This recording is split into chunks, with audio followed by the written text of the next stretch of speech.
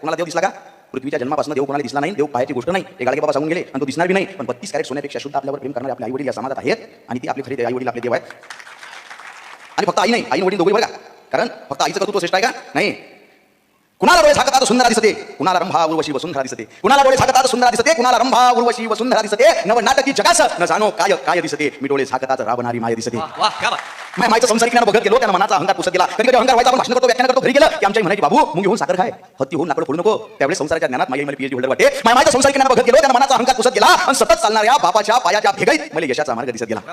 गद्दातून हसताना मटकन डोळे करणारी माय, गद्दातून हसताना मटकन डोळे करणारी माय. दुखाचे डोंगर पेलताना सुखाचा झरा तिनच निर्माण करावा आणि आकुळ पॅन्ट स्लीपर चप्पल घालून जग जिंकल्याचा अभिमान बापानच बाळगावा. दुःखातून सुखाचे क्षण पकडायले, दुःखातून सुखाचे क्षण पकडायले आणि गवसलेल्या क्षणात अख्खं जीवन जगायले मला माईने शिकवलं. दुःखातून सुखाचे क्षण पकडायले आणि गवसलेल्या क्षणात अख्खं जीवन जगायले मला माईने शिकवलं. आणि 40 रुपयाचं फाटकं बनेन घालून करोड रुपयाची इज्जत कशी कमवावी हे मला बापाने शिकवलं.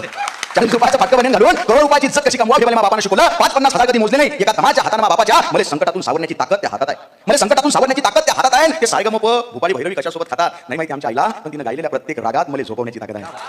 तिने गायलेल्या प्रत्येक रागात मला झोपवण्याची ताकद आहे. भगवद्गीतेचा आणि मामाईचा कधी संबंध आला नाही. भगवद्गीतेचा आणि मामाईचा कधी संबंध आला नाही, पण कर्मण्यवाधिकार असते हा श्लोक ती दररोज जगते. कर्म करा फळाची आशा करू नका. भगवद्गीतेचा आणि मामाईचा कधी संबंध आला नाही, पण कर्मण्यवाधिकार असते हा श्लोक ती दररोज जगते. आणि कोण म्हणते माणूस नशिबाच्या मागे लागते? बाप उठल्यापासून नशीब बदलण्यासाठी जगते आणि पावलट नशीब दररोज त्याच्या मागे लागते.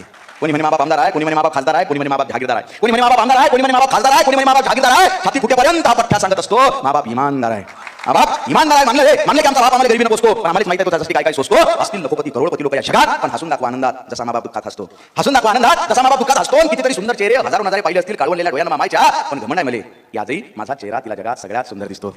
भाऊ मातीचं घर, मातीचं अंगण, मातीची चूल, अख्खा आयुष्य मामाईनं मातीतच घालवलं. मातीचं घर, मातीचं अंगण, मातीची चूल, अख्खा आयुष्य मामाईनं मातीतच घालवलं. लोक म्हणत असतील बापाने की काय कमावलं. अरे कमावील कसा? अख्खा आयुष्य बापानं माणूस बनण्यातच घालवलं. शेवटी नामजप करायले, पूजार्चा करायले येळच नाही मामाईले. शेवटी नामजप करायले, पूजार्चा करायले येळच नाही मामाईले. तरी तिच्याच मनात मला खरा ईश्वराप्रती भाव दिसतो. आणि मंदिरात जाणं सोडलंय मी बी, कारण उन्हानं काळवणलेल्या मा बापाच्या पाठीवरच मला संध्याकाळी देव दिसतो.